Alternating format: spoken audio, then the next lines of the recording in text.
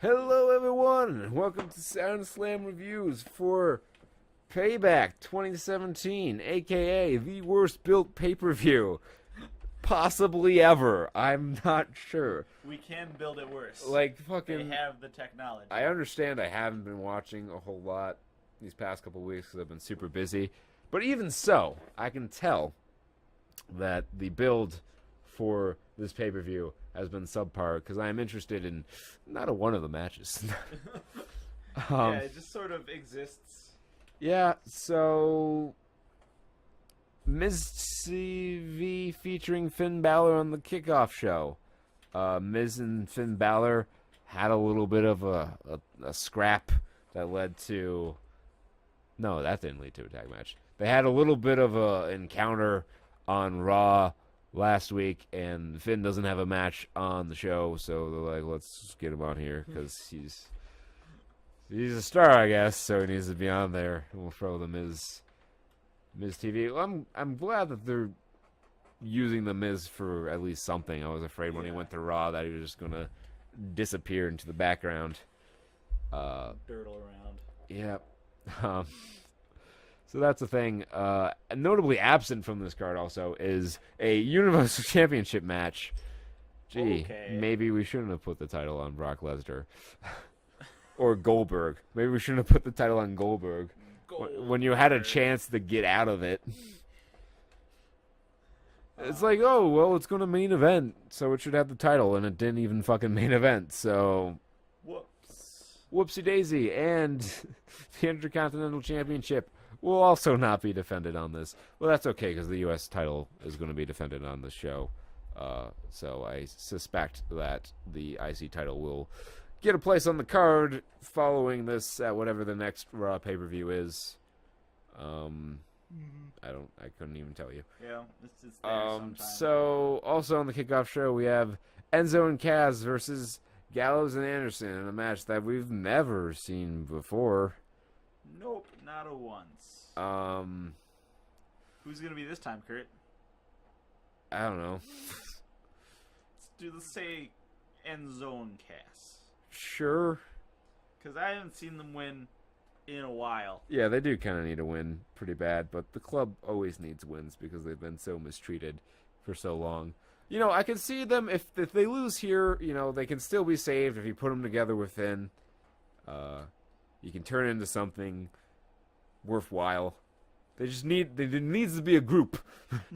They need a group. They're not, I don't want to say they're not good on their own, but WWE doesn't treat them with any sort of respect on their own. But when they were with AJ, they treated AJ like a big deal, so by proxy, they were also big deals. Yeah. And they can do the same thing with Finn. And, you know, it was comedic gold when they were together with AJ. So hopefully it'll be the same thing with Finn Balor. What are you doing for Thanksgiving, Kurt? Well, gee, Peter, thanks for asking. I think I'm gonna beat up John Cena. Cruiserweight Championship match: Neville versus Austin Aries 2. Well, I guess you could potentially put the belt on Austin Aries here. I don't know if that's a particularly wise move. I mean, it wouldn't be bad. I wouldn't mind it. I guess Neville could drop the belts and get it back and extend the program, which I wouldn't hate. I feel like I don't know that I'd necessarily drop the title yet, but I feel like if you want to keep Austin Aries as a big deal, he probably has to win here. Yeah. I couldn't see him having much more reason to get another shot at the title after this, unless they just do another number one contenders match on 205 Live that he wins, and then it's like, we're entering Groundhog Day territory. Let's not. Because this is, you know, at this point, this is what's most people have seen of cruiserweights is this sort of match. I mean, Neville's had the belt for a while. And he's done really well with it. And if he loses the belt and just wins it back, it's not a big deal. But if Austin Aries wins the belt, then, you know, it keeps him relevant and looking strong. And then you can have Neville win the belt back with interference from, like, TJ Perkins. And then that's the next program. And Neville goes on to feud with I don't know. Person. Cedric Alexander coming back from injury soon. I guess you could plug him in. Not Wolfgang. I don't know what they're doing. I don't think Wolfgang is not under 205. I'm just gonna bring him up. I think he's like 250. I'm just gonna bring him up whenever we mention like an obscure, like who's he gonna do? Wolfgang. They should. They used. I think they used Wolfgang on an episode of NXT recently. They need to use him more. He's good. He's a good guy. I don't know about him personally, but he's a good wrestler. I can say that with certainty. Raw Tag Team title match: the Hardy Boys versus Sheamus and Cesaro. Now, normally I'd say the Hardys just won the titles. It'd be stupid to take them off. But hear me out. I guess WWE succeeded in whatever legal machinations they had with Anthem to get the rights to the broken gimmick. Oh. And you could have the Hardy Boys losing the tag titles be the catalyst for doing the whole broken thing. I don't know that I'd do that yet, but WWE has shown a pattern of doing things 2 to 3 months before they should. And I could totally see it happening here. Yeah, and it would totally happen to Sheamus and Cesaro, of course. Well, they'd be winning the titles in this instant. Oh, they would be. Okay. Yeah, so putting the belts on them, you know, if you're going to put them on someone to hold for a while, I guess that's as good as a choice as any. I think the whole tag team division on Raw kind of got screwed up a little bit when Dash Weiler broke his jaw, so he's going to be out until the summer. So after making a strong debut, the Revival will not be in action for a while, which sucks. I hope they find a creative way to keep them on television so people don't forget about them. Yeah. But, you know, injuries are never good, and getting injured right after you get called up is just the worst possible timing. So I don't know if they pull the trigger on the title change here. I'm going to stick with my booking philosophy and say that they keep the belts on the Hardys here. Yeah, I think and that's then what they need to do. On the next pay-per-view, I don't know, maybe Gallows and Anderson can beat them for the titles. Wouldn't that be nice? That would be the best world. Yeah, I mean, that would make, because, you know, dropping into another babyface team doesn't make a whole lot of sense. On to what will most assuredly be, I don't know, at least the second best match on the card. Mm-hmm. Seth Rollins versus Joe. Well, we're getting that one, finally, in a one-on-one match. Some people even suggested that this be the WrestleMania match, and just Triple H can have the year off, but that wasn't going to happen. Nope. Seth and Joe. So, this is going to be a good match. I don't know. I don't know how much sense it makes to beat Seth here. Like, I haven't seen the build for this match. It probably didn't receive much. They've had a couple tag matches. So, I don't know, like, classic indicators, like who stood tall on Raw or whatnot. Yeah, I don't... Samoa Joe wasn't super high profile. I feel like if he won, it would be, like, coming out of nowhere and... I don't think... He hasn't really lost anything. He beat Sami Zayn at Fastlane and didn't have a match at Mania. And he lost the tag match to Rollins and Finn on the Raw after WrestleMania, but he didn't take the fall. I don't know if he's lost since. So I could see Joe winning pretty easily here if you want to extend the feud. Which they might do, because they don't really have anything for Rollins, especially with the Universal title being held up by Brock. So, I don't know. I think I could see Joe going over here. I think I'm going to go with that. I mean, I wouldn't be surprised either way. Yeah. So this is really a toss-up. Yeah. I'm just taking a shot in the dark. Then I'll shoot for Rollins. That's how I feel. All right. United States Championship match. Kevin Owens. SmackDown Live's Kevin Owens. Yeah. Appearing on the Raw exclusive pay-per-view Payback. Versus Chris Jericho for the United States Championship. with, I guess, whoever wins goes to SmackDown. Okay. Or if Jericho wins, he goes to SmackDown. I don't know if Kevin Owens loses, he goes back to Raw. I don't know how that works. But it doesn't matter because Kevin Owens isn't going to lose. Chris Jericho is going on tour soon. It would make no sense for him to win the U.S. title and then be like, peace, guys. Let's just give it, dude, just give all the belts to everyone who's leaving and then have no belts at all. What if we had a wrestling league without belts? Wouldn't that be amazing? No. Call it 20 islands and 40 green spells.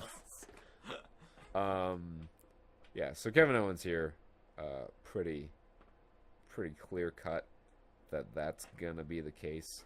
Unless they want to do a weird thing where Jericho wins, so he gets moved to SmackDown for when he comes back, and then Kevin Owens wins the belt back on like the SmackDown afterward. That's the only reason I could see for that happening, and I don't think it will. No. So I'm just gonna go with Kevin Owens. Raw Women's Championship match. Bayley versus Alexa Bliss in the Battle of the Butts.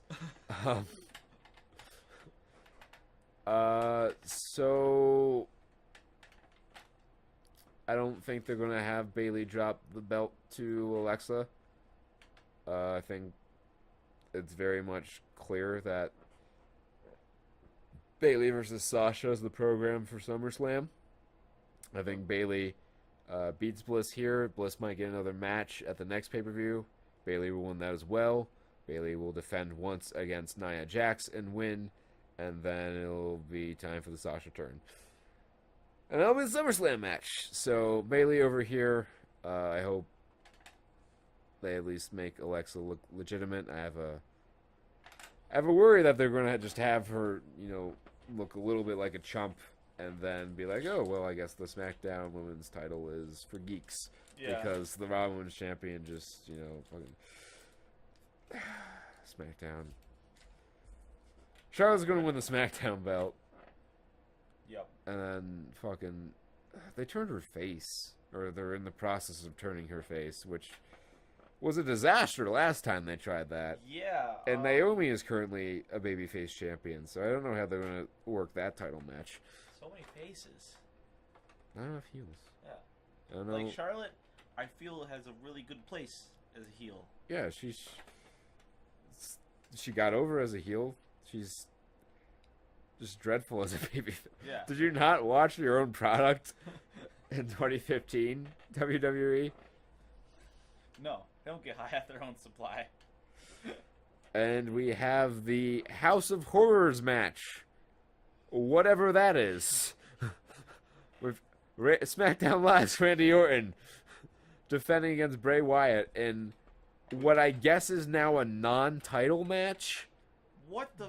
They never mentioned it on TV, but they've also never once mentioned the WWE title in the build to this match. And I heard on Wrestling Observer radio that it's supposedly a non-title match now. And that's part of the reason they did the angle on SmackDown with your number one contender to the WWE title, Jinder Mahal, stealing the belts. No. SmackDown's in a weird place. Like these next couple pay-per-views right after the Superstar Shakeup are going to be strange, and then hopefully things will normalize after that. But for right now, yeah, you got weird shit like Jinder Mahal in a title match. And friggin' alright, so what is this House of Horrors match gonna be? Is that no one fucking knows? Is this gonna be more of the projection, like, ooh? I don't know. Maybe it's gonna be like an empty arena boiler room brawl type thing where it's like filmed on location and it's like super gimmicky and stuff like that. Maybe it's just like a Hell in a Cell match with like fucking haunted house mannequins in there. No one really knows. They haven't said anything. The only indication I have of what it could be is they fucking sent out a fan survey saying, what would you like to see in a House of Horrors match? Oh, they don't even know. Because they don't even know.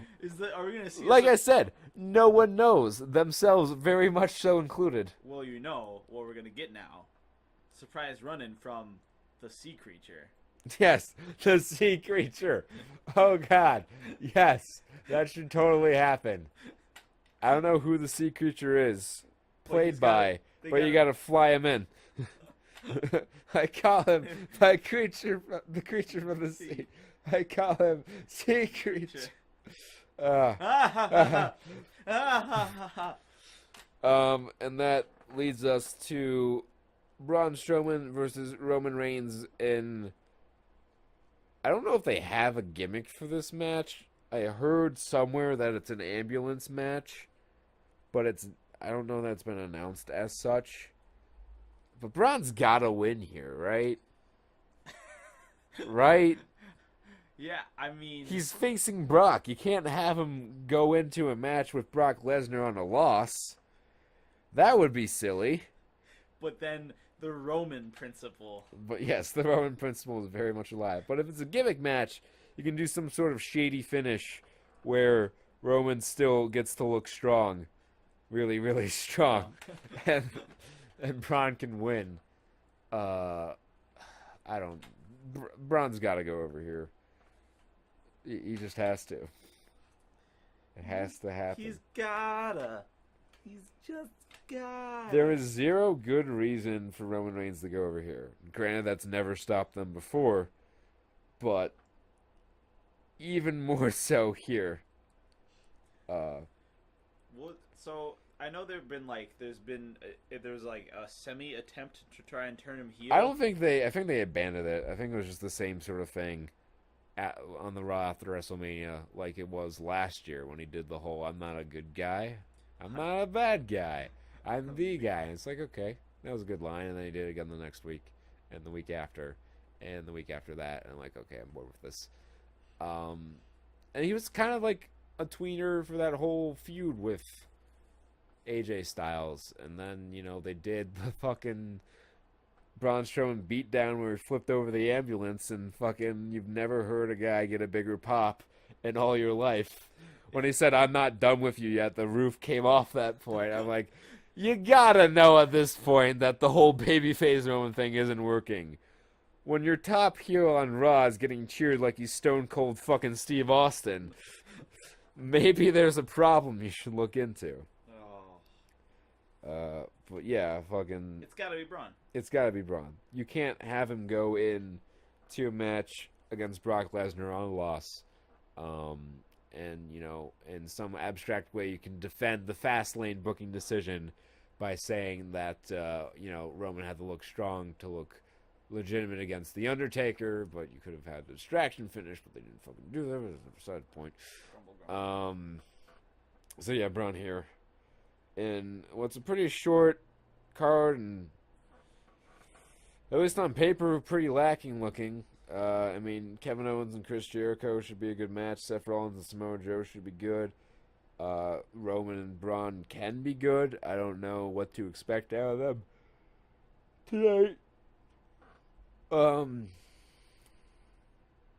Yeah, I don't know when Braun's getting his shot against Lesnar, probably at SummerSlam. So they'll have another match at Extreme Rules. And I don't know how that's going to go. So, to recap, we have Enzo and Cass over Gallows and Anderson. I have Austin Aries over Neville. Yep. Hardy's over Sheamus and Cesaro. I've got Joe over Rollins. I've got Rollins over Joe. Owens over Jericho. Bayley over Alexa. Bliss. We didn't pick. Yeah. This just exists. You can have Bray Wyatt win here, I guess. Now that's not for the title, and he can get some shine back on him. Please do this. If I were booking, that's what I'd do. But I also would have had him win at WrestleMania. So, unless they knew they were moving him over to Raw at WrestleMania, which I highly doubt they did, because judging by how the moves were made and the state of the 2 pay-per-views after the Superstar Shake-Up, I don't think any forethought was placed into it. I think I think after this, like after I graduate, I should just sneak in and join WWE as a booking manager and do this without telling you. So we inadvertently like make really great predictions, and all of a sudden the booking becomes fantastic. Yeah, well, the thing is, everything begins and ends with Vince. So no matter how many good ideas you have, if he doesn't feel it, it's not happening. So, hopefully he's in his 70s, so and he's starting to look old, so hopefully he'll retire or pass before too long and new management can take over. So I'm going with Bray, and that's a heart not head pick. Yeah, agreed. I don't see what the point would be of Randy going over again. And Braun over Roman because that's the way it has to be. So that's Payback. Join us for the live stream. We'll think of drinking rules and announce them on the live stream because I got nothing right now. Yeah. And I'm super tired. So that's that. We were done. We'll see you Sunday.